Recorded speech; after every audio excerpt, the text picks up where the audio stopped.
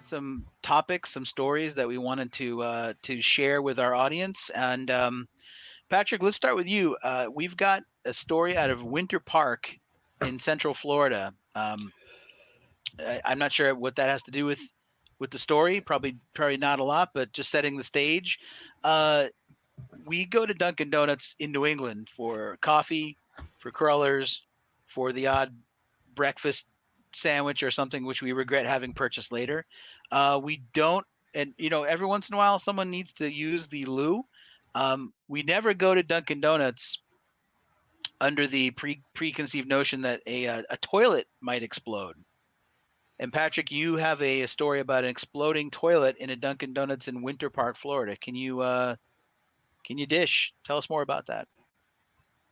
I mean, half of what you need to know is just in the headline for the story. Exploding toilet at a Dunkin' store in Florida left a customer filthy and injured. To which I parenthetically add, no kidding. That's what I mean, right? Something explodes, and those are the things that happen.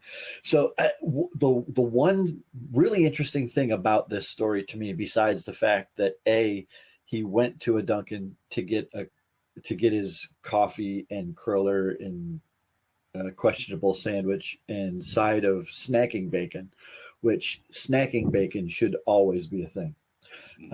Absolutely, yeah. He goes into this restroom where they said that the employee said they were aware of a problem with the toilet.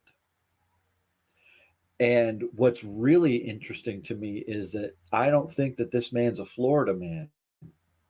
And I can't validate this for certain because he's only suing for $100,000. Kevin, would a Florida man sue for more? Is that what Patrick's intimating? I guess maybe the idea of getting covered in the sorts of things that would exit an exploding toilet might be more troublesome to people in other parts of the country. Whereas here, I mean, have you been in Florida in August and how humid it is? And I'm not sure it's just moisture in the air. The air is bad. The thing about that story that gets me is I got to be honest. I love Dunkin', but I kind of forgot that there's like a place you can go inside. It's just one of those drive-through type places. If the toilet had exploded on the guy while he was in the drive-through in his car, it would have been bigger than a $100,000 lawsuit. I'm confident of that. Because he probably cared a whole lot more about his car there. I mean, the property damage to the car, that's probably a bigger deal than the BI of just having, as the story tells us, feces and other things.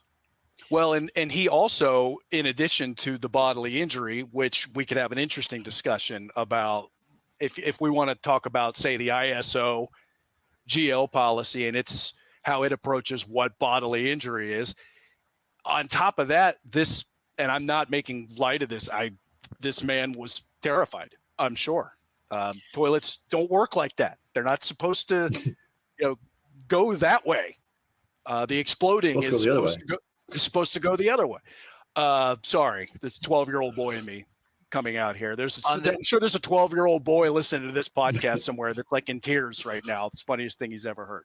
On the CGL policy, is there a form for exploding commodes or whatever, or no? Not generally speaking. There may be, there may be something out there, but not only the bodily injury, but the mental component. If you read the article, I mean, this guy was the lawsuit was not just for his purported bodily injury, but also his mental fitness, if you will, after such an event occurred. You've been watching a sneak peek of the Golfertainment podcast. Click on the link in the description to listen to the full episode. 4